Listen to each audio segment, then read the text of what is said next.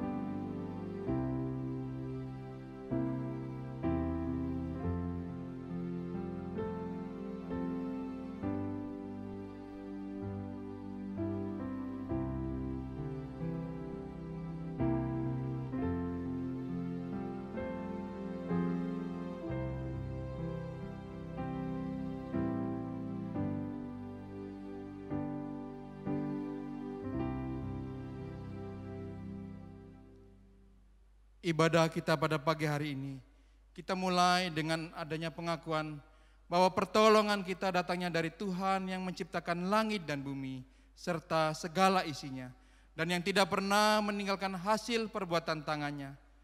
Turunlah atas kita sekalian kasih karunia dari Allah Bapa, Putra, dan Roh Kudus. Amin.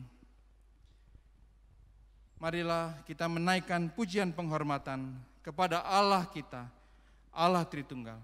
Hormat bagi Allah Bapa.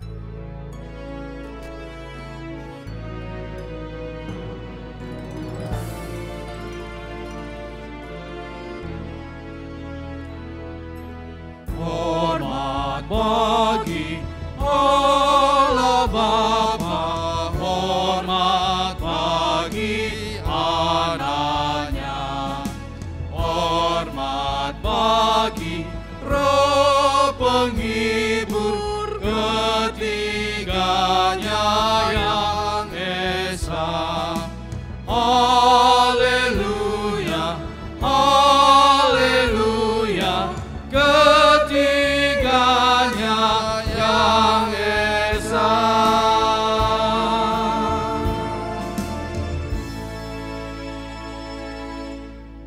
Mari kita bersatu di dalam doa. Bapa kami yang bertakhta di dalam kerajaan surga, kami bersyukur untuk penyertaan dan anugerah Tuhan dalam kehidupan kami.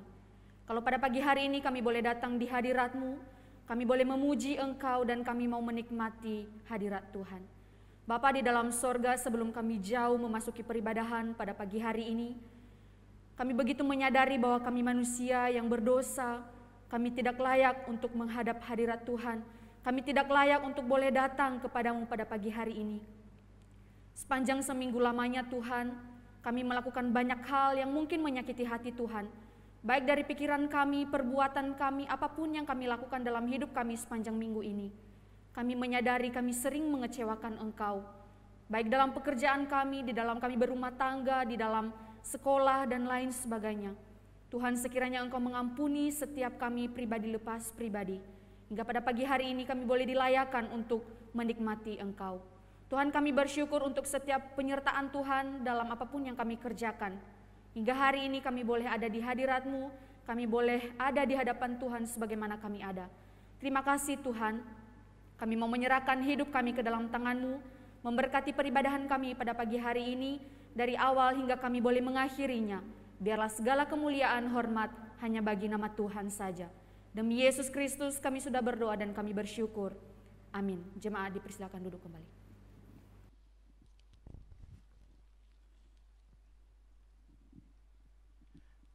Pagi hari ini tanggal 14 Februari kita baru saja bagi saudara-saudara yang merayakan Hari Raya Imlek, saya secara pribadi maupun atas nama pengurus mengucapkan Kung Si Sinyen, Sinyen Mong En, Sangti Suhu. Selamat tahun baru Imlek, kiranya tahun baru ini menerima curahan anugerah berkat. Tuhan memberkati. Marilah kita bersuka cita, memuji dan menyembah Dia. Mari kita sembah Allah kita yang menciptakan langit dan bumi dan semua isinya. Langit dan bumi.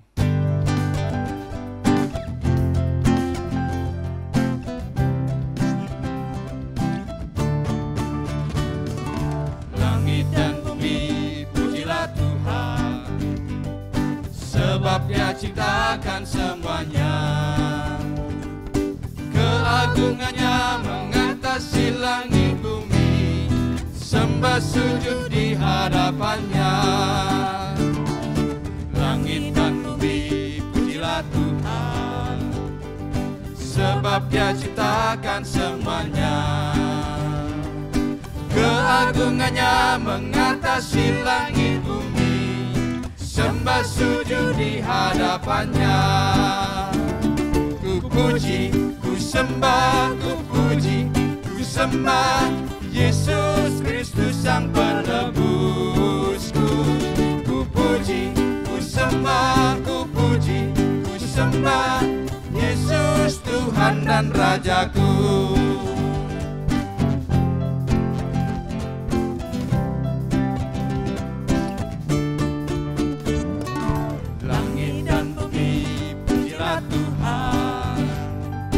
Sebab Dia ciptakan semuanya,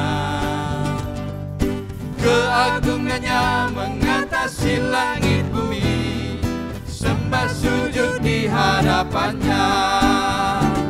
Ku puji, ku sembah, ku puji, ku sembah Yesus Kristus Sang Penebusku. Ku puji, ku sembah, ku puji, ku sembah Yesus Tuhan dan Rajaku. Ku puji, ku sembah, ku puji, ku sembah Yesus Kristus Sang Penebusku. Ku puji, ku sembah, ku puji, ku sembah Yesus Tuhan dan Rajaku.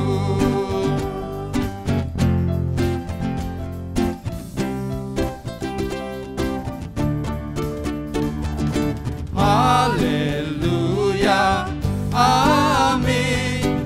Haleluya, amin. Haleluya, amin. Haleluya, amin. Haleluya, amin. Haleluya, amin. Haleluya, amin. Haleluya, amin. Haleluya, haleluya, amin.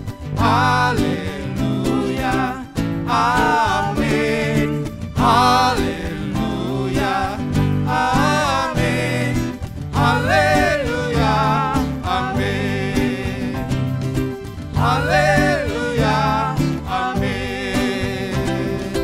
Haleluya, amin.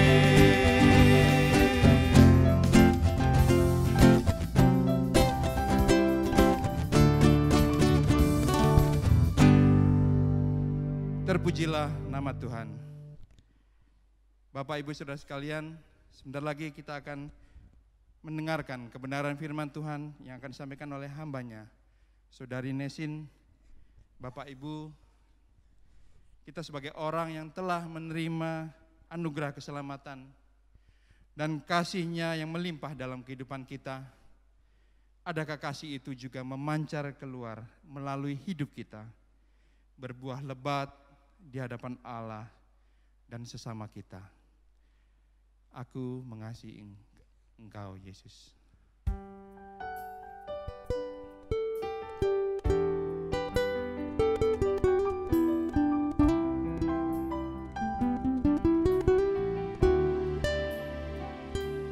Aku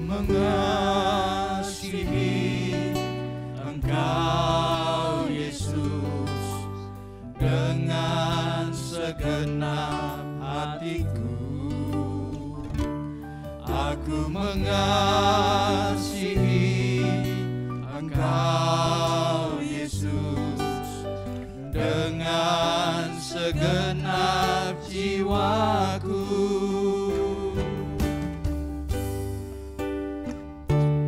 Aku mengasihi Engkau, Yesus, dengan segenap hatiku. Aku mengasihi Engkau, Yesus, dengan segenap jiwaku. Ku renungkan firman-Mu siang dan malam, ku pegang perintah-Mu dan ku lakukan. Engkau tahu ya Tuhan, tujuan hidupku hanyalah untuk menyenangkan hati-Mu.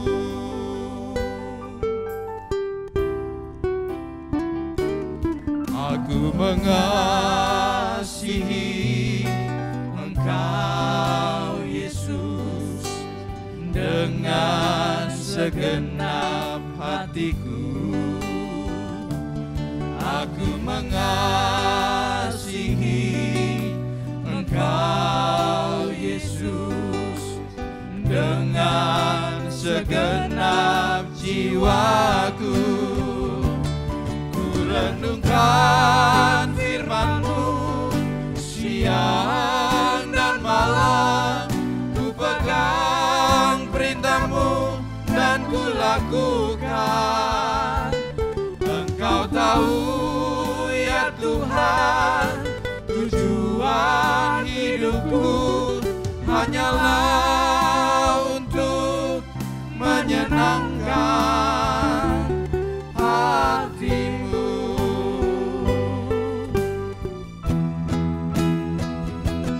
Ku renungkan firman-Mu siang dan malam, ku pegang perintah-Mu dan ku lakukan. Engkau tahu ya Tuhan, tujuan hidupku hanyalah untuk menyenangkan hati-Mu. Menyenangkan hati-Mu, menyenangkan hati-Mu.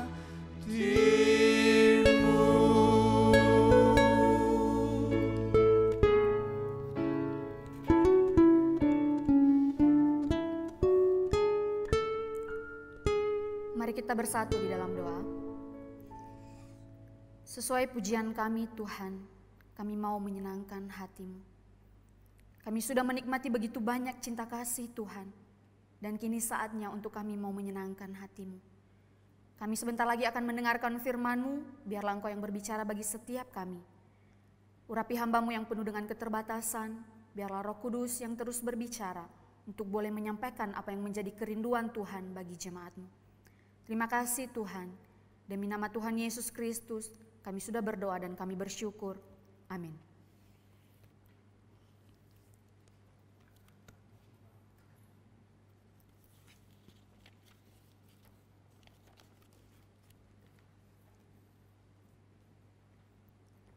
Shalom, Bapak Ibu yang dikasihi oleh Tuhan Yesus Kristus. Sangat bersyukur kalau pada pagi hari ini kita boleh datang menikmati hadirat Tuhan, kita boleh datang untuk memuji Dia, dan saatnya kita mendengarkan firman Tuhan. Saya mengundang Bapak Ibu sekalian untuk boleh membuka Alkitab. Kita akan membaca firman Tuhan dari Markus pasalnya yang ke-11, ayat 12 sampai ayat 14. Markus 11, ayat 12 sampai ayatnya yang ke-14. Saya akan membacakannya untuk kita semua. Yesus mengutuk pohon ara. Keesokan harinya sesudah Yesus dan ke-12 muridnya meninggalkan Betania, Yesus merasa lapar. Dan dari jauh ia melihat pohon ara yang sudah berdaun. Ia mendekatinya untuk melihat kalau ia mendapat apa-apa pada pohon itu. Tetapi waktu ia tiba di situ, ia tidak mendapat apa-apa selain daun-daun saja. Sebab memang bukan musim buah ara. Maka katanya kepada pohon itu, "Jangan lagi seorang pun makan buahmu selama-lamanya." Dan murid-muridnya pun mendengarnya. Demikian jauh pembacaan firman Tuhan. Berbahagia jemaat Tuhan yang membaca, merenungkan, terlebih melakukan firman Tuhan dalam kehidupan kita sehari-hari. Bapak Ibu Saudara, saya mendapat sebuah foto tentang musim dari buah-buahan di Indonesia. Ya, ada itu di bulan Januari ada musim durian, ada musim mangga, musim rambutan, dan di bulan Februari, bulan Maret, dan lain sebagainya, sampai bulan Desember. Semuanya tersusun dengan rapi, ya. Di situ kita bisa melihat bahwa ternyata buah-buah di Indonesia begitu banyak dan dia memiliki musim untuk berbuah. Bapak Ibu Saudara, ada suatu ketika, suatu hari, ada seorang bapak pecinta buah durian, begitu ya. Dia adalah seorang pecinta buah durian, dan hari itu dia begitu bersemangat ketika ia keluar dari rumahnya. Dia mempunyai rencana untuk pergi ke pasar. Tujuannya ke pasar adalah dia ingin membeli buah yang sangat ia sukai itu, yaitu buah durian. Bapak Ibu Saudara, jelas waktu itu bukan musim buah durian, ya. Tetapi bapak ini dengan semangat dia pergi dari rumahnya, dia berkata kepada istrinya, "Aku akan pergi ke pasar membeli buah durian dan aku akan membeli sebanyak mungkin untuk aku bisa memakannya sepuasnya." Seiring berjalannya waktu dia sampai ke pasar, Bapak Ibu Saudara, dan dia menuju kepada seorang penjual buah. Si penjual buah ini bertanya kepada bapak, anggap saja namanya Bapak A, begitu ya. "Ada apa, Pak?" Si Bapak A ini menjawab, "Saya kesini hendak membeli buah durian." Wah, si tukang buah ini menjawab, "Bapak datangnya bukan di waktu yang tepat, begitu. Sekarang bukan musim buah durian, Pak. Lain kali ya balik ke sini." Karena tadi begitu bersemangat, tiba-tiba bapak itu kesal, dia kecewa, dan dia tiba-tiba marah kepada penjual buah tersebut. Otomatis orang-orang yang ada di sekelilingnya merasa kaget. Kenapa orang ini tiba-tiba marah? Lalu ada seorang yang memberanikan diri bertanya, "Pak, kenapa Bapak marah? Kenapa Bapak tiba-tiba kesal begitu?" Si penjual buah ini menjawab, "Ini loh Bapak ini, dia meminta atau mencari buah durian. Padahal kan sekarang bukan musim buah durian." Lalu orang-orang yang mendengar itu merasa terheran-heran. Jangan-jangan si Bapak ini ada gangguan begitu ya. Udah tahu bukan musimnya durian, kok cari durian? Ini sekarang musim rambutan, Pak, silakan beli rambutan begitu. Orang-orang yang melihat dia merasa aneh kepada si pembeli ini. Lalu si pembeli ini pergi dengan masih marah, dengan masih kesal, dan dengan masih kecewa. Bapak Ibu Saudara yang dikasihi oleh Tuhan Yesus, di dalam bagian perikop yang sudah kita baca tadi, yang sudah saya bacakan untuk kita semua, merupakan sebuah perumpamaan dari Tuhan Yesus yang pada saat itu didengarkan dan disaksikan oleh orang-orang yang beserta dengan dia, yaitu murid-murid yang beserta dengan dia. Pada saat itu mereka sedang di dalam perjalanan, ketika itu Tuhan Yesus sedang pelayanan, dia pelayanan di Yerusalem, ya. Diceritakan tentang Tuhan Yesus yang mengutuk pohon ara yang tidak berbuah. Ia mempunyai tempat beristirahat yang nyaman di Betania. Ada beberapa penafsir dan penulis mengatakan bahwa pada saat itu dia memiliki tempat beristirahat di Betania, dan di situ itulah mengapa dia pergi ke sana untuk beristirahat. Namun pelayanan Tuhan Yesus ada di Yerusalem. Di dalam beberapa buku yang saya baca dijelaskan bahwa itulah sebabnya Tuhan kembali kepada tempat itu keesokan harinya pada jam orang sedang bekerja, yaitu pada pagi hari. Ada beberapa orang yang mengatakan bahwa ketika Tuhan Yesus begitu bersungguh-sungguh pelayanan sehingga dia lupa untuk makan begitu. Sehingga dia lupa untuk makan dan dia keluar dari Betania tanpa sarapan. Sehingga tidak heran ketika mereka sekalipun belum berjalan jauh, dia sudah mulai lapar. Ada sebuah tulisan, Credo Athanasius, yang dianggap ditulis oleh Athanasius, seorang atau sosok pembela ortodoksi yang agung pada abad ketiga. Yang ada kemungkinan juga disusun setelah Chalcedon begitu ya. Nah, dia mengatakan bahwa Tuhan kita itu, Tuhan Yesus Kristus, anak Allah, adalah Allah dan manusia. Artinya dia adalah Allah yang sempurna dan manusia yang sempurna. Yang meskipun ia adalah Allah dan manusia, namun ia bukan dua, tetapi satu, yaitu Kristus. Satu bukan tentang perubahan kealahannya menjadi manusia, tetapi dengan mengambil kemanusiaan ke dalam Allah. Nah, bagian ini didasarkan pada pengajaran Alkitab tentang Yesus, tentang dia sebagai anak Allah yang menjadi sama seperti kita di dalam segala hal kecuali dalam hal dosa. Itulah sebabnya jika ada orang yang bertanya, loh katanya dia Tuhan, kok masih bisa merasakan lapar? Katanya dia Tuhan, kok masih bisa merasakan capek? Kok masih bisa merasakan haus?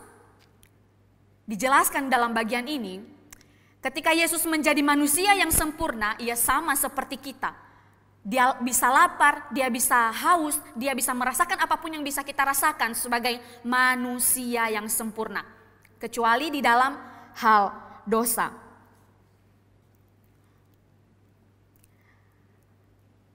Karena lapar, ia mendekati sebuah pohon ara yang dilihatnya dari jauh. Pohon ara itu dihiasi dengan daun-daun yang begitu rimbun ya.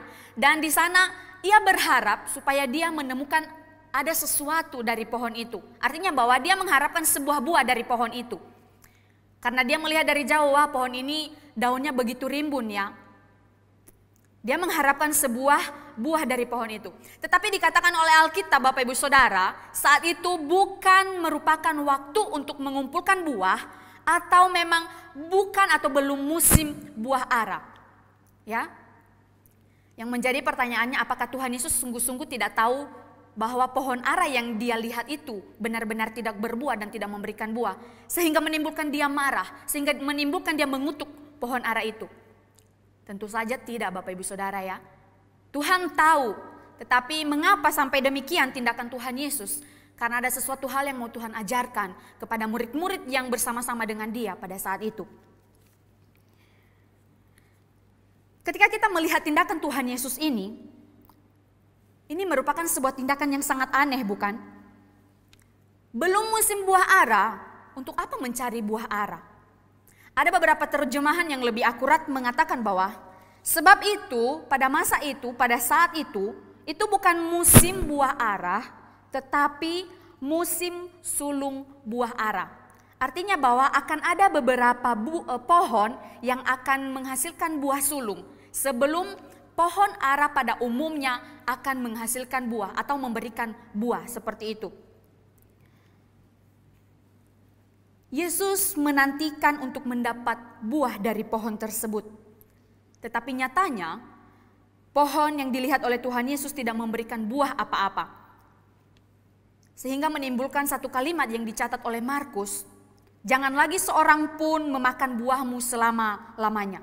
Dan itu disaksikan oleh murid, disaksikan dan didengarkan oleh orang-orang yang bersama dengan dia pada saat itu. Ini sangat aneh Bapak Ibu Saudara. Lapar, ketika dia tidak mendapat sesuatu atau makanan untuk memenuhi dahaganya, memenuhi kelaparannya, dia langsung mengutuk. Tuhan kita sekejam itu ya. Apakah itu yang dimaksud di dalam bagian ini? Tentu saja tidak Bapak Ibu Saudara. Ada reincarnation atau menghidupkan kembali peristiwa yang pernah terjadi di dalam perjanjian lama. Jadi ada sesuatu peristiwa yang pernah terjadi dalam perjanjian lama dan itu dimunculkan kembali di dalam kisah Tuhan Yesus mengutuk pohon ara ini. Bagian ini memberikan penjelasan tentang akhir zaman yang akan segera tiba. Penghakiman Tuhan sudah dekat dan Tuhan sudah mau datang kembali. Maka di dalam bagian ini Tuhan Yesus sedang menyatakan pengulangan dari peristiwa perjanjian lama. Kalau misalnya Bapak Ibu Saudara nanti bisa membaca di rumah masing-masing, kita bisa melihat di dalam Yeremia pasalnya yang ke-8 ayat 13. Di situ mengatakan, aku mau memungut hasil mereka, demikianlah firman Tuhan. Tetapi tidak ada buah anggur pada pohon anggur, tidak ada buah ara pada pohon ara. Dan daun-daunnya sudah layu.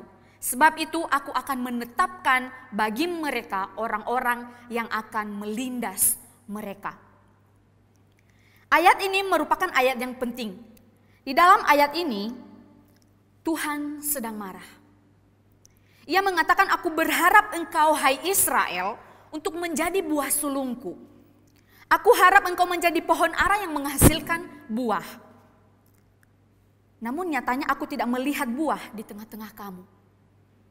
Engkau adalah umatku, aku menantikan engkau memberikan hasil. Namun nyatanya engkau tidak memberikan hasil apa-apa. Engkau adalah pohon araku, tapi engkau tidak memberikan hasil sama sekali. Kamu begitu kering. Jangankan buah sulungnya, jangankan buah sulung, sama sekali tidak ada. Kalau tadi yang dilihat oleh Tuhan Yesus, daun-daunnya begitu rimbun, begitu lebat. Di dalam Yeremia dikatakan bahkan daun-daunnya sudah layu. Hampir-hampir tidak ada harapan, ya. Hampir-hampir tidak ada sesuatu hal yang diharapkan dari bagian itu. Ini adalah pernyataan Tuhan di dalam Yeremia 8:13. Ini merupakan suatu kemarahan, suatu teguran keras bagi umat Tuhan, bagi kepunyaan Allah yaitu bangsa Israel. Saudaraku yang terkasih, bagian ini menjelaskan bahwa Tuhan sedang memberikan teguran yang keras kepada umatnya.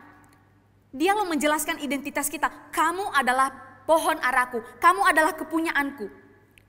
Ketika Tuhan sudah memberikan kepada manusia peran di dalam ciptaannya, Bapak Ibu Saudara. Dan peran itu merupakan peran yang sangat mulia. Manusia adalah gambar Allah. Ya, Alkitab menjelaskan begitu detail kepada kita bahwa kita adalah segambar dan serupa dengan Dia. Lalu ketika Tuhan memanggil bangsa Israel untuk memberikan peran kepada mereka, ini merupakan peran yang bukan main-main.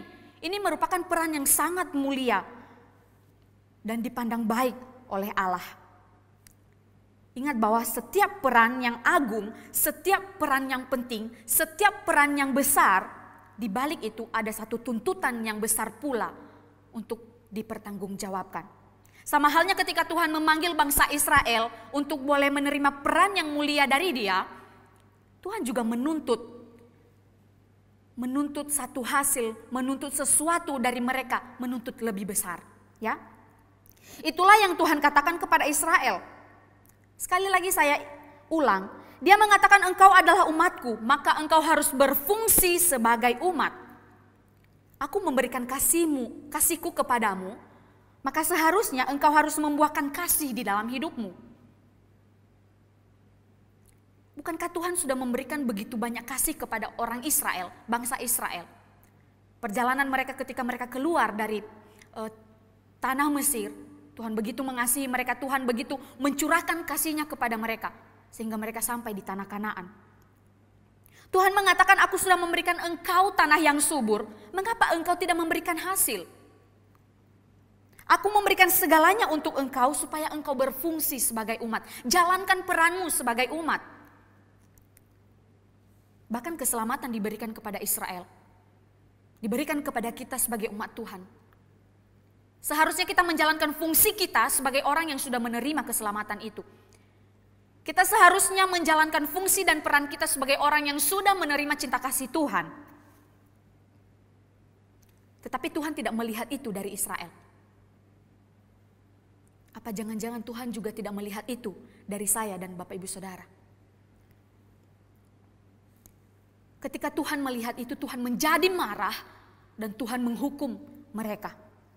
Dari tahun 1200-an sebelum Masehi, Israel sudah dibentuk menjadi umat kepunyaan Tuhan, umat pilihan Allah, sampai pada tahun 500-an atau 600-an sebelum Masehi begitu, Tuhan tidak melihat kesetiaan dari Israel. Tuhan tidak melihat Israel menghasilkan buah apa-apa. Mereka tidak menunjukkan buah kasih dari apa yang sudah mereka terima dari Tuhan untuk boleh disaksikan bagi dunia, untuk boleh dilihat oleh orang-orang yang tidak mengenal Allah. Jangankan kasih musiman, mereka pun tidak menghasilkan apa-apa. Padahal Tuhan menuntut bukan hanya kasih musiman sebagai orang yang percaya. Tuhan menuntut bahwa kamu mencerminkan kasih itu sepanjang waktu, sepanjang hari, dalam segala keadaan apapun, cerminkan kasih itu. Tunjukkan kasih itu. Bahkan dalam kasih musiman pun, Israel tidak didapatkan oleh Tuhan. Berarti Bapak Ibu Saudara, Tuhan sudah begitu bersabar kepada umatnya, beratus-ratus tahun. Dan ketika ia menantikan ratusan tahun tetap tidak ada buah. Maka ada satu keadaan, ada satu saat di mana Tuhan memberikan penghakiman. Dan Tuhan mengatakan, sekarang engkau sudah kering. Engkau tidak menghasilkan apa-apa. Aku akan meninggalkan engkau, aku akan membuang engkau. Dan ini adalah satu keadaan ketika bangsa Israel dibuang ke Babel. Di dalam Hosea pasal yang ke-9 ayat yang ke-10, Tuhan mengatakan Israel adalah buah ara yang sulung. Dan Tuhan sangat berharap kepada Israel. Dia melihat bangsa lain kering dan dia murka kepada mereka. Tetapi kemurkaan Tuhan terhadap bangsa lain tertutupi oleh karena kesenangannya kepada umat pilihannya, yaitu Israel. Dan ini bagian yang sangat penting di dalam Hosea. Dari semua bangsa-bangsa yang mendukakan hati Tuhan, ada satu bangsa yang Tuhan harapkan untuk boleh menyenangkan hatinya, yaitu bangsa Israel. Ketika bangsa-bangsa lain sudah gagal memuliakan Tuhan, sudah gagal tidak memberikan hasil apa-apa, Tuhan masih terhibur ketika dia melihat umatnya. Ketika Tuhan berharap Tuhan mendapat satu kesenangan dari umatnya, ia ingin melihat hasil dari umatnya. Tetapi pada kenyataannya Tuhan justru menyaksikan dan melihat umatnya lebih bobrok dari bangsa-bangsa yang tidak mengenal dia. Pada kenyataannya Tuhan menyaksikan bahwa umatnya, orang-orang yang percaya kepada dia, melakukan hal yang lebih keji, melakukan hal yang lebih menyakiti hati Tuhan dibandingkan bangsa-bangsa yang tidak mengenal Allah.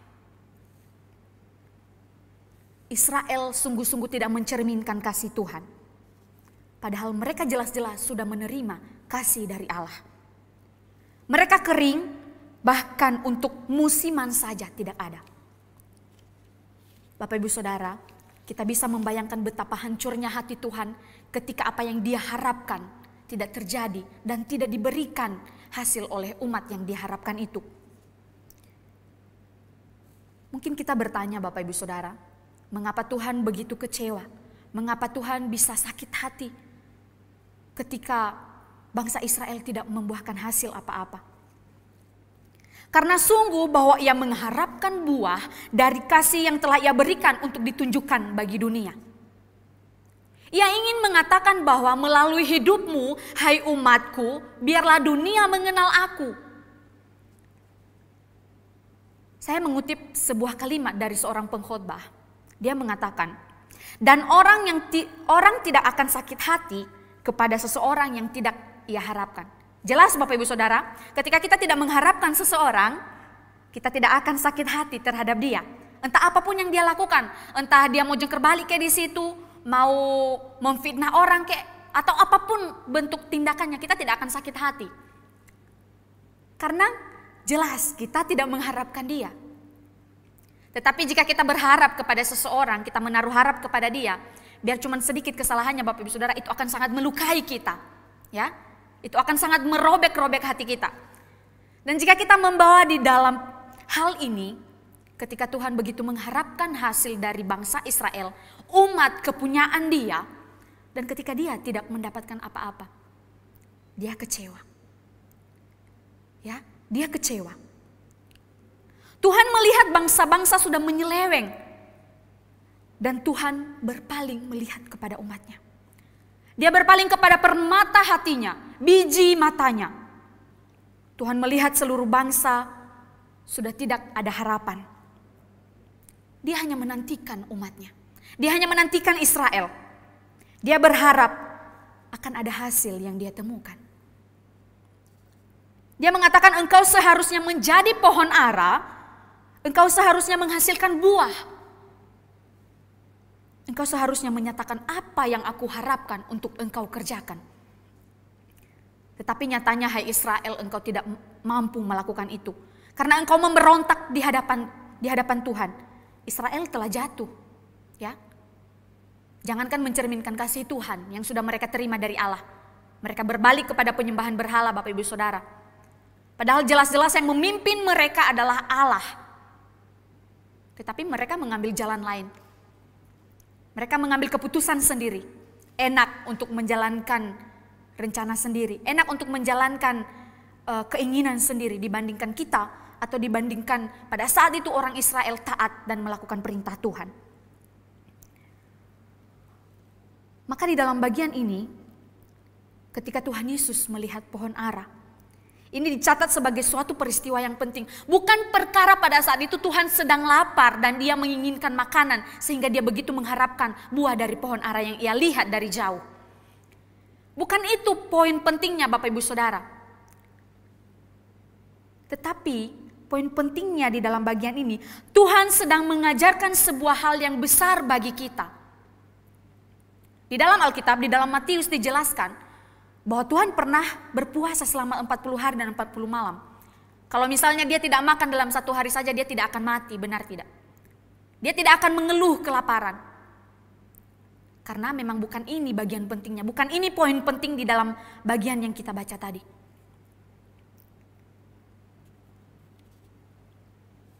Saudaraku yang terkasih, ketika Tuhan sudah memilih umatnya, ketika Tuhan sudah memilih Bapak Ibu Saudara dan saya, Dia berharap kepada kita.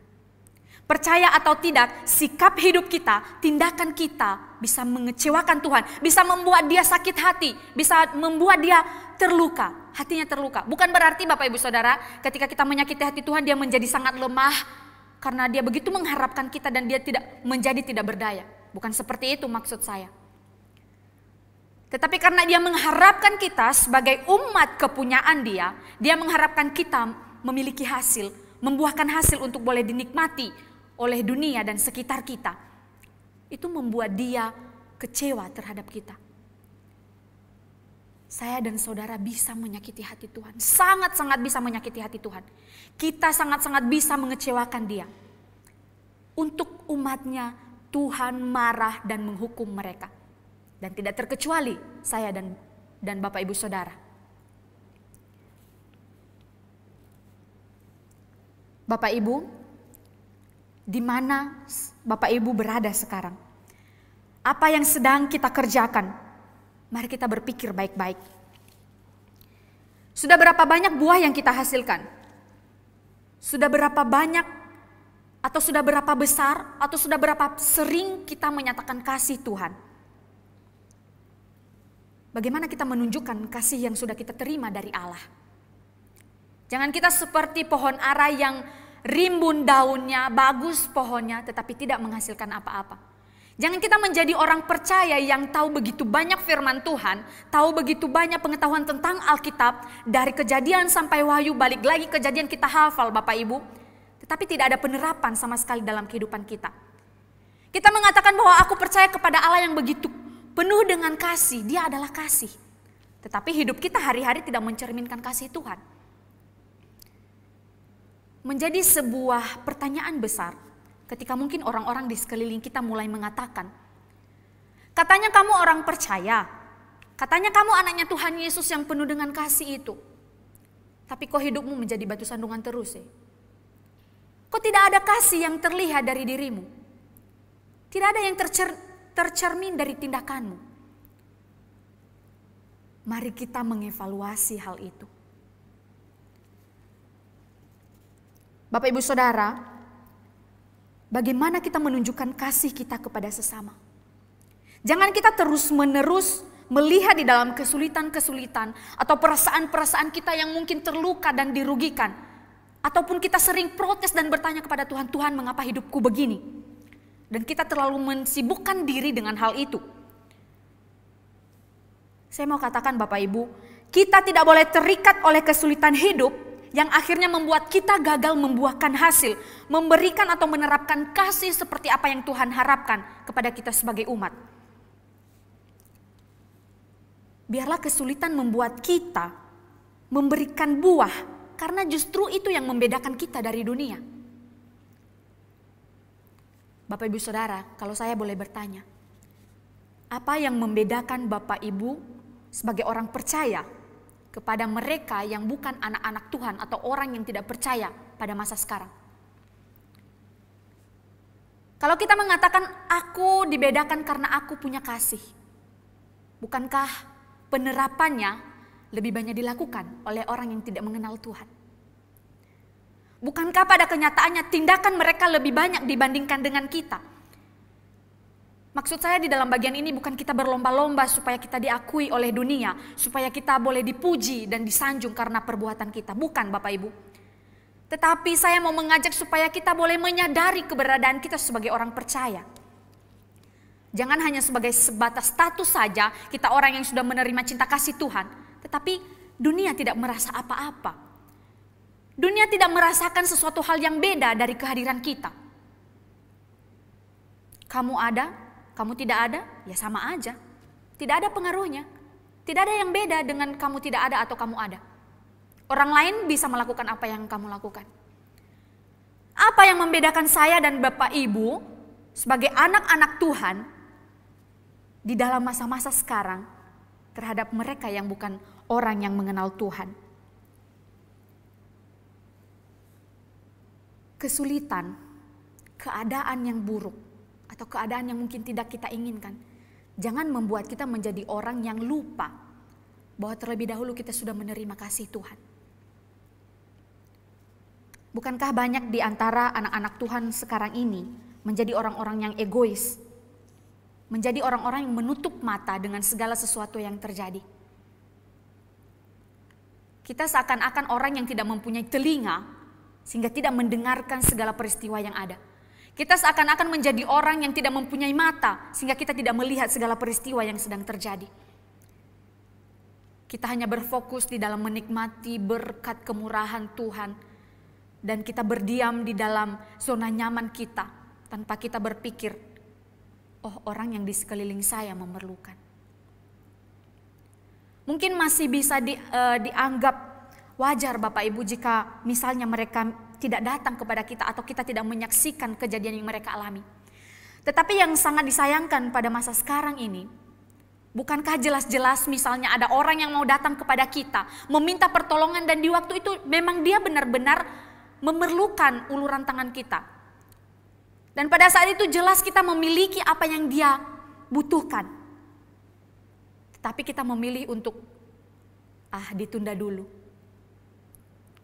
Bisa besok kok. Balik besok ya Pak. Balik besok ya Bu. Kalau misalnya dia nunggu sampai besok tapi orangnya mati sore, nanti gimana Bapak Ibu Saudara?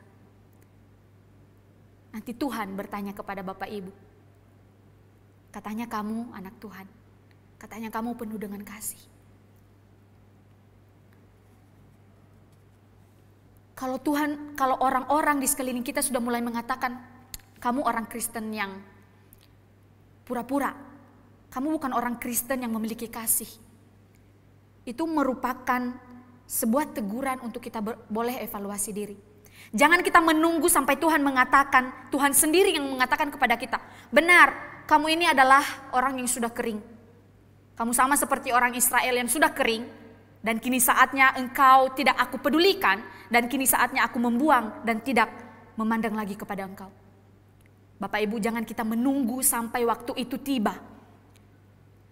Jangan kita menunggu sampai Tuhan sendiri yang mengatakannya. Mari kita mulai lebih awal menyadari ketika ada orang yang mengatakan itu kepada kita. Jangan tersinggung Bapak Ibu Saudara. Bisa jadi memang benar kehidupan kita tidak memberikan dampak apa-apa. Tidak ada kasih Tuhan yang terpancar dari diri kita sebagai anak-anak Tuhan. Coba kita melihat berapa banyak kebaikan serta kasih yang sudah kita kerjakan yang membuat orang mengenal Tuhan. Berapa banyak kesulitan yang sudah kita pikul demi membuat orang mendapat sukacita dan merasa diberkati oleh kehidupan kita. Berapa banyak pekerjaan yang kita kerjakan untuk boleh membahagiakan orang lain. Berapa banyak atau betapa serius kita menjalankan pekerjaan kita dalam kehidupan ini, sehingga orang lain mengatakan bahwa terima kasih, aku melihat bahwa Tuhan bekerja melalui hidupmu. Berapa banyak dari apa yang kita punya boleh memberkati orang lain. Berapa banyak doa kita yang boleh menguatkan orang lain.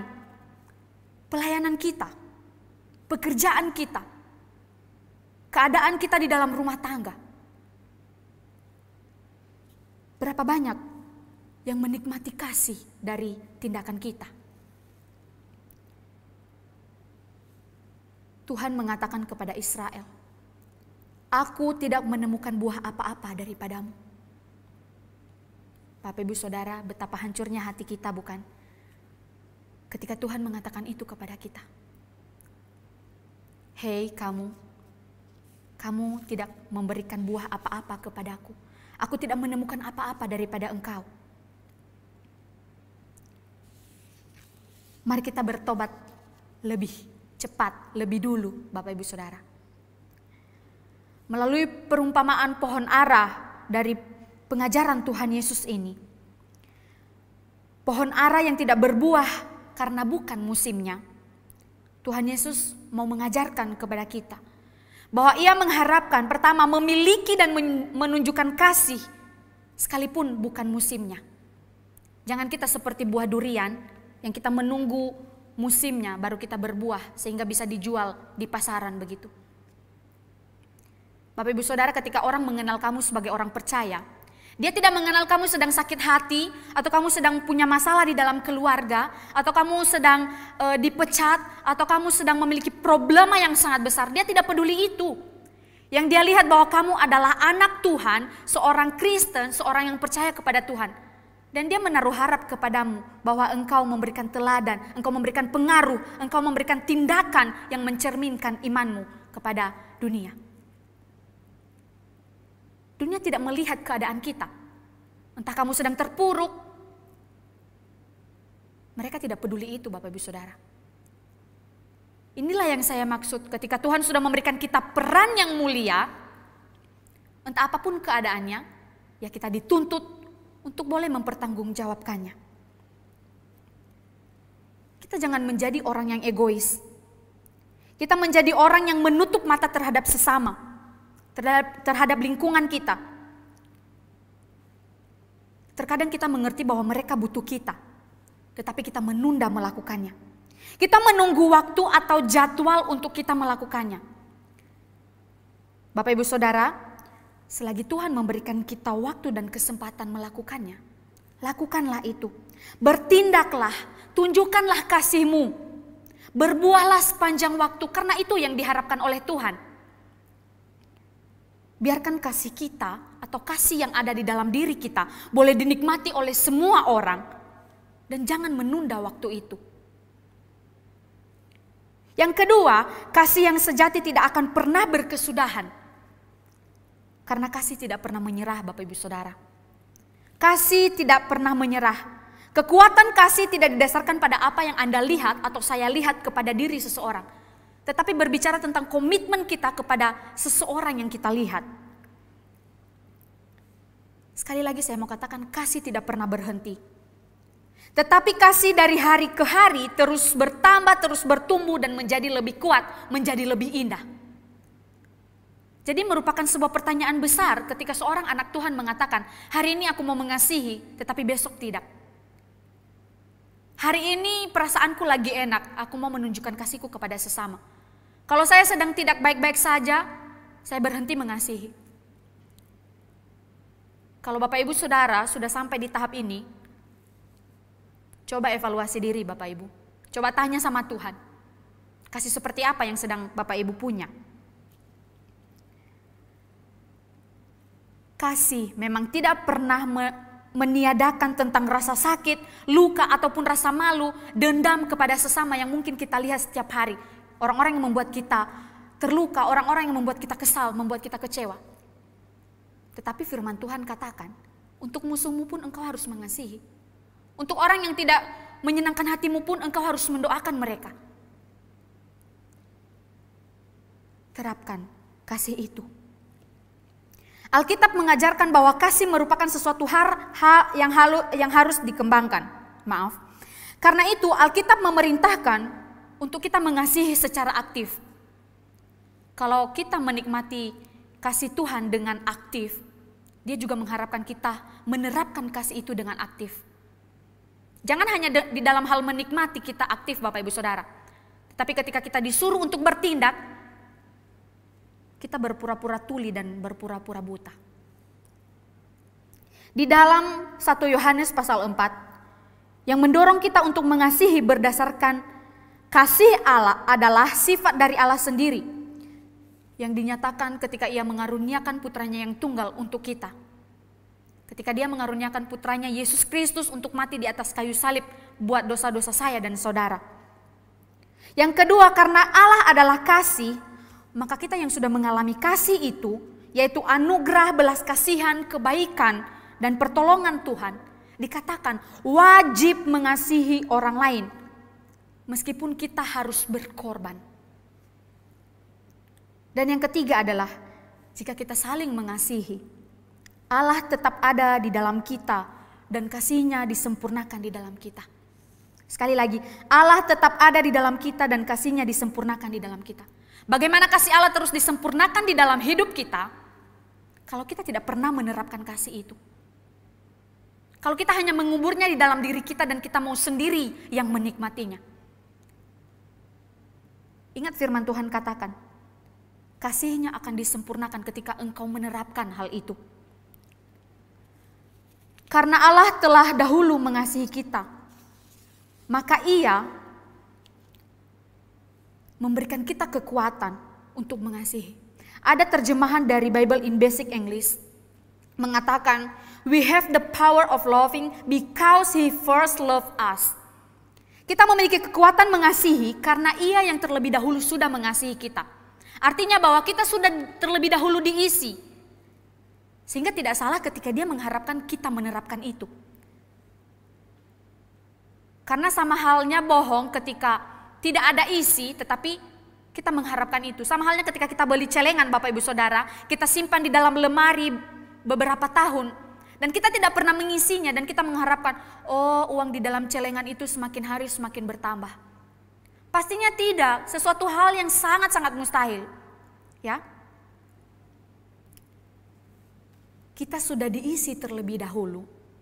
Itulah mengapa Dia menaruh harap kepada kita untuk kita boleh membuahkan hasil. Bapak Ibu Saudara, tepat hari ini, tanggal 14 Februari, di berbagai tempat di seluruh dunia mungkin ya, sedang ramai dengan sebuah momen yang mungkin kita kenal atau yang tidak pernah asing di kalangan remaja, di kalangan anak muda, disebut Hari Kasih Sayang. Benar gak sih? Hari Kasih Sayang. Di hari ini begitu banyak orang yang sibuk membeli bunga, membeli coklat, dan membeli segala macam bentuk hal, barang yang melambangkan sesuatu hal yang mungkin manis, melambangkan cinta kasih sayang, begitu ya. Orang-orang sedang sibuk menunjukkan kasih kepada orang terdekatnya mungkin. Ini bukan hanya ramai di kalangan pemuda. Saya pernah menemukan beberapa keluarga yang begitu menspesialkan momen Valentine Day. Itu dispesialkan sekali. Mereka tidak mau melakukan berbagai pekerjaan lain. Mereka hanya mau berkumpul di dalam satu rumah dan mereka mau merayakan hal itu. Sekalipun kalau kita mau belajar Bapak Ibu Saudara, latar belakang sampai akhirnya ada yang namanya Valentine Day ini sebenarnya tidak baik ya. Tetapi saya tidak membahas hal ini. Sekilas hal ini tidak ada yang aneh Bapak Ibu Saudara. Hal ini merupakan hal yang wajar, sekaligus hal yang sangat menyenangkan bukan? Kita akan sangat senang ketika ada seseorang yang memperhatikan kita, ada orang yang datang memberikan kita coklat, memberikan kita buket bunga yang indah, Atau ada seseorang yang datang tanpa kita menduga, dia datang tiba-tiba dan memberikan sesuatu hal yang mungkin kita tidak pernah duga untuk diberikan kepada kita. Ini merupakan sesuatu hal yang menyenangkan dan ini membuat kita berbahagia. Saya pernah 1 tahun yang lalu, saya pernah mendapat sebuah kiriman persis di tanggal 14 Februari. Saya mendapat sebuah coklat. Itu memang membuat saya senang Bapak Ibu Saudara. Lalu saya bertanya di dalam hati saya, mengapa perlakuan yang manis seperti ini, mengapa menunjukkan cinta kasih seperti ini hanya di momen-momen tertentu saja? Di momen Natal misalnya. Saya minta maaf ya, mungkin tahun lalu saya sudah pernah menyakiti hati kamu. Atau mungkin di saat orang sedang ulang tahun, mengungkapkan kata-kata manis, aku mengasihi engkau, I love you, dan lain sebagainya. Di kampus saya juga, ketika mungkin Valentine Day seperti ini, akan ramai dengan anak-anak yang menyediakan coklat, memberikannya kepada dosen, memberikannya kepada sesama mahasiswa, atau gebetannya, atau siapapun lah itu. Di situ timbul pertanyaan di dalam pikiran saya Bapak Ibu. Mengapa ketika kita mau menunjukkan kasih kita hanya menunggu momen-momen tertentu saja? Apa bedanya tanggal 14 Februari hari ini dengan hari Minggu? Dengan hari Senin? Sama, hari sama Bapak Ibu Saudara. Kenapa kita harus menunggu momen Natal untuk boleh mengatakan, aku minta maaf, aku mengasihi engkau, damai Natal di hatimu, Tuhan Yesus memberkati engkau. Kita menunggu momen Valentine Day baru kita memberikan buket bunga kepada orang yang kita kasihi. Kita menunggu Valentine Day baru kita menunjukkan rasa kasih kepada sesama. Mungkin kita membelikan sembako dan kita memberikan kepada sesama atau apapun tindakan kita. Kenapa kita harus menunggu momen-momen tertentu? Tuhan mengharapkan kita melakukan tindakan itu setiap hari Bapak Ibu Saudara. Bukan hanya di momen-momen tertentu saja. Tuhan tidak pernah bilang, aku hanya menginginkan engkau di momen Natal saja berbagi ya. Atau hibur sesamamu yang sedang berduka. Di momen Paskah. Atau kuatkan dia ya ketika dia sedang berulang tahun. Atau berikan dia suatu kebahagiaan di momen Valentine Day. Tuhan tidak mengatakan seperti itu Bapak Ibu Saudara. Tuhan mengharapkan kepada kita kasih yang setiap hari, buah yang setiap hari, bukan buah musiman. Jika kita menunjukkan kasih hanya di momen-momen tertentu saja, ini kasih musiman. Seakan-akan kasih dan tindakan kasih itu hanya akan kita lakukan sesuai dengan jadwal yang sudah paten, tidak akan berubah-ubah. Kalau misalnya ada orang yang membutuhkan kita selain dari waktu-waktu tertentu, kita tidak akan mengulurkan tangan. Kita tidak akan memperhatikan mereka. Kita tidak akan menunjukkan kasih kepada mereka. Lalu bagaimana jika seseorang itu tidak sampai atau umurnya tidak sampai pada jadwal yang sudah kita tetapkan itu Bapak Ibu Saudara? Mungkin minggu depan itu adalah Valentine Day, tetapi hari ini dia sudah meninggal, dipanggil oleh Tuhan. Bagaimanapun kamu mau jongker balik untuk menunjukkan kasihmu kepada dia, sudah, itu tidak ada gunanya. Itu tidak ada manfaat apa-apa lagi Bapak Ibu Saudara. Itu sama halnya dengan kasih kita sudah menjadi busuk. Seperti buah yang busuk tidak dapat dinikmati lagi. Janganlah hendaknya kita memiliki kasih yang musiman. Saya percaya ketika kita sudah menjadi anak-anak Tuhan, kita sudah memiliki kasih. Hanya saja mungkin tanpa kita sadari kasih yang kita punya hari-hari ini hanya kasih musiman. Kita peduli dengan sesama hanya di waktu-waktu tertentu saja. Bapak Ibu Saudara, betapa banyak orang yang sedang merasa galau, merasa terluka dan terpukul. Betapa banyak bencana yang sedang terjadi masa kini. Begitu banyak orang yang memerlukan pertolongan dan bantuan, uluran tangan kita. Kalau kita mengatakan tidak ada kesempatan untuk boleh menunjukkan kasih, Bapak Ibu Saudara, kita sedang berbohong, ya. Kita sedang berbohong. Mengapa saya mengatakan seperti demikian? Karena masa sekarang ini merupakan kesempatan yang begitu besar. Merupakan saat di mana Tuhan mau dan Tuhan menunggu kamu memberikan hasil. Bukankah begitu banyak saudara-saudara kita di luar sana yang memerlukan pertolongan? Lihat mereka, tunjukkan kasih-Mu kepada mereka. Jangan menutup mata Bapak Ibu Saudara. Jangan menutup telinga.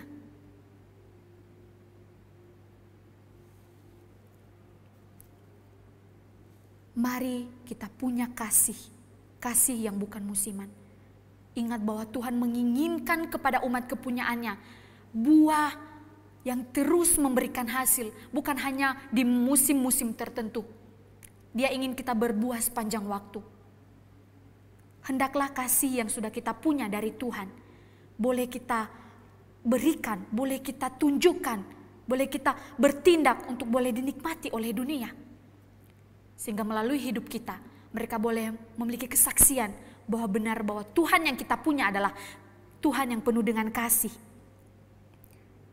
Tuhan menginginkan kita memberikan kasih yang terus menerus. Kita jangan menjadi pasif, tetapi mari kita menjadi orang-orang yang aktif. Bapak Ibu Saudara, maukah engkau memiliki kasih sepanjang waktu?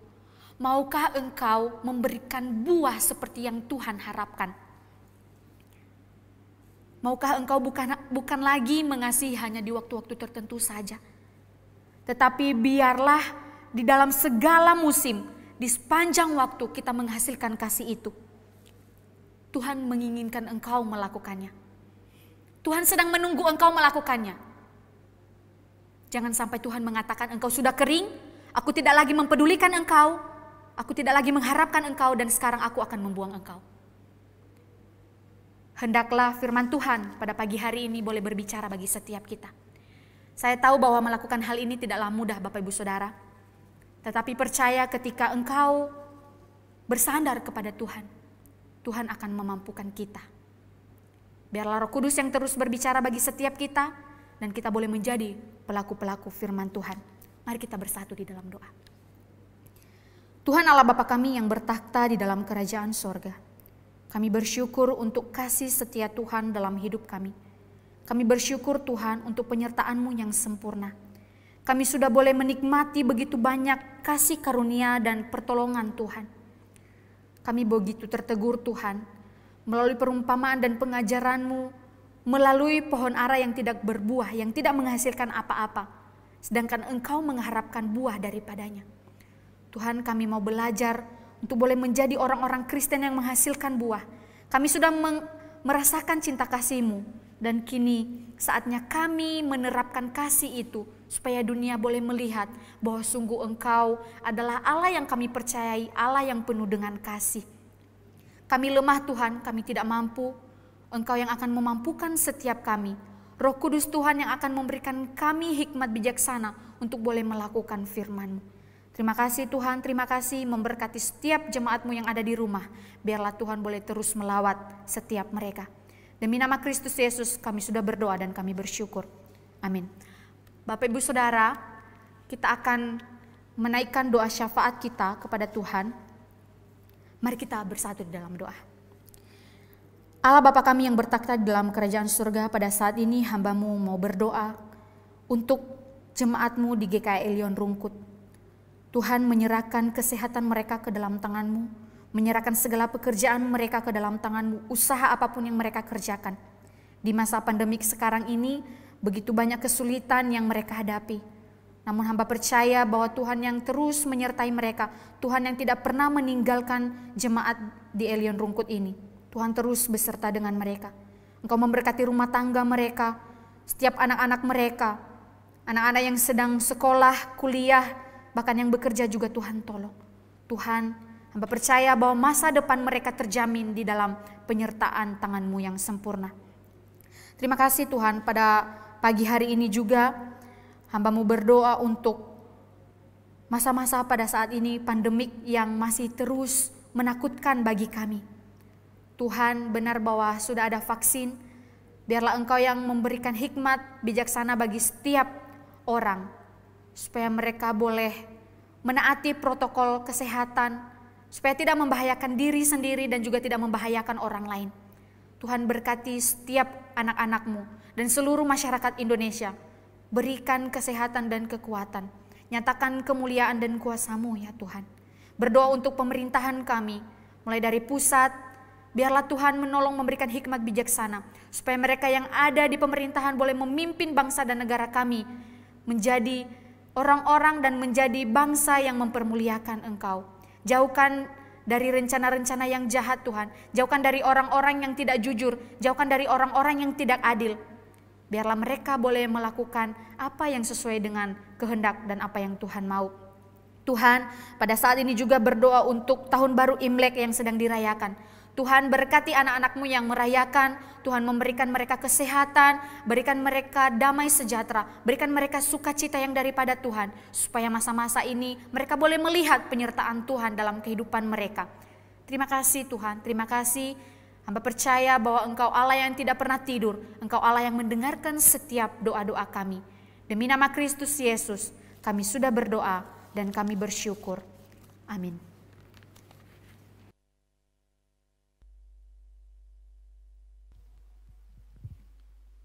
Saya undang Bapak Ibu Saudara sekalian untuk bangkit berdiri bersama dan bersama gereja di segala zaman kita mengikrarkan pengakuan iman rasuli yang berbunyi demikian.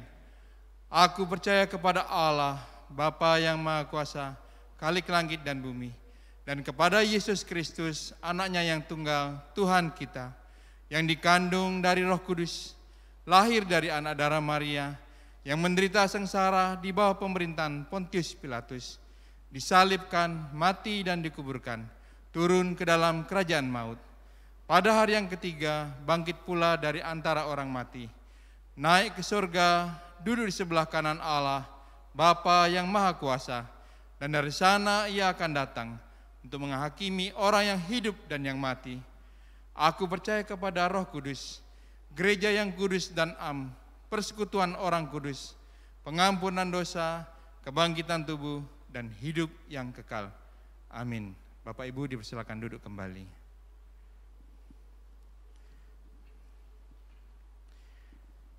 Tiba saatnya kita akan memberikan persembahan dan persepuluhan sambil kita memujikan pujian dari KPPK nomor 368. Bagikan kepada semua orang.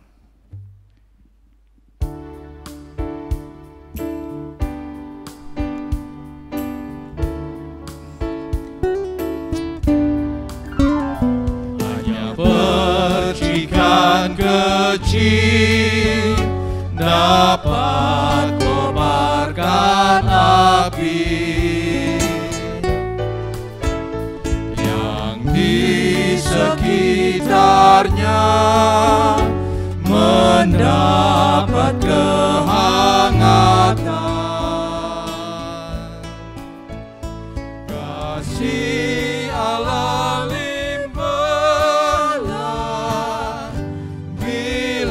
kau alami, pasti rela membagikan pada semua orang.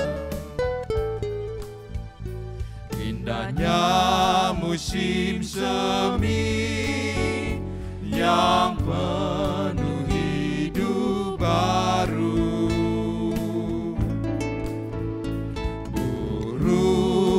Bernyanyi, tunas mengekan mekar. Kasih Allah besarlah di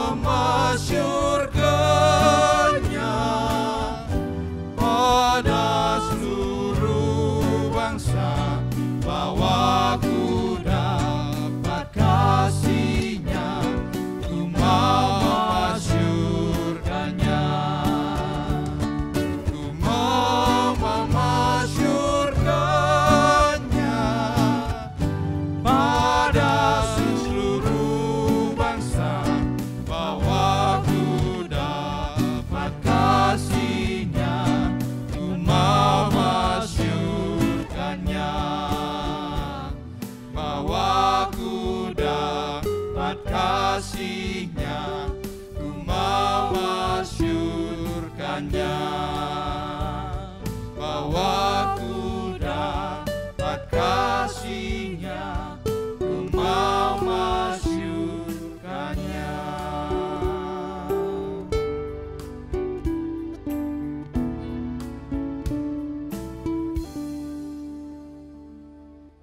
Marilah Bapak Ibu kita menyerahkan persembahan dan perpuluhan yang telah terkumpul. Tuhan Allah Bapa kami yang bertata di dalam surga, kami mengucapkan terima kasih ya Bapa, karena Engkau menegur kami Tuhan, bahwa kami yang telah menerima keselamatan daripada Engkau, kami yang telah menerima anugerah kasih-Mu ya Bapa, biarlah hidup kami Tuhan boleh memancarkan kasih-Mu ya Tuhan, sepanjang hidup kami ya Bapa. Biarlah Engkau boleh memandang kami untuk layak menjadi anak-anak-Mu ya Tuhan, sehingga kami dapat menunjukkan kasih kami kepada semua orang. Bapa, kami juga mengucap syukur Tuhan atas berkat yang telah terkumpul, kiranya melalui persembahan dan perpuluhan ini boleh dapat menjadi dupa bau-bauan yang harum di hadapan-Mu Tuhan. Dan biarlah persembahan dan perpuluhan yang terkumpul ini dapat dikelola dengan baik oleh pengurus untuk kemuliaan nama-Mu Bapa. Terima kasih Tuhan, dengar doa kami yang jauh daripada sempurna ini. Di dalam nama Tuhan Yesus kami berdoa dan mengucap syukur. Amin. Biarlah segala pujian, hormat dan kemuliaan kita berikan kepada Allah kita, Allah Tritunggal. Doksologi.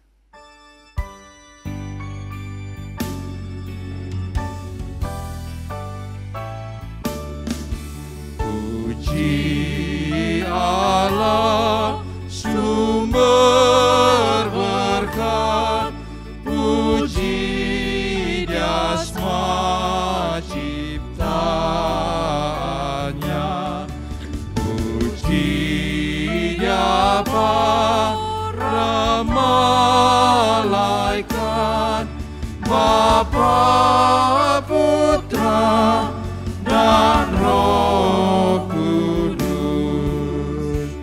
Amin.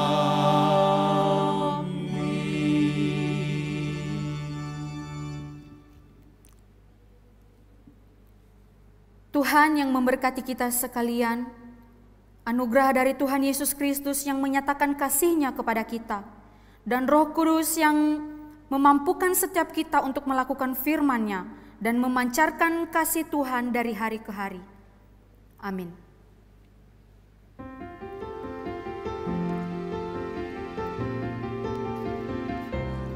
Tuhan melindungi kau, Tuhan memberkati kau, kiranya wajah-Nya menyinari kau, Tuhan memberi anugerah-Nya, damai sejahtera. Amin.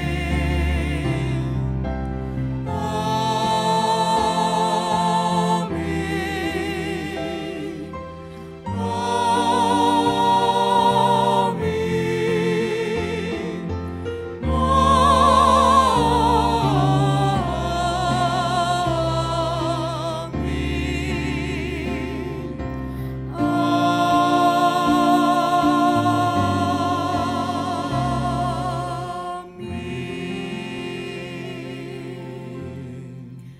Ibadah kita selesai, saat teduh Tuhan Yesus memberkati.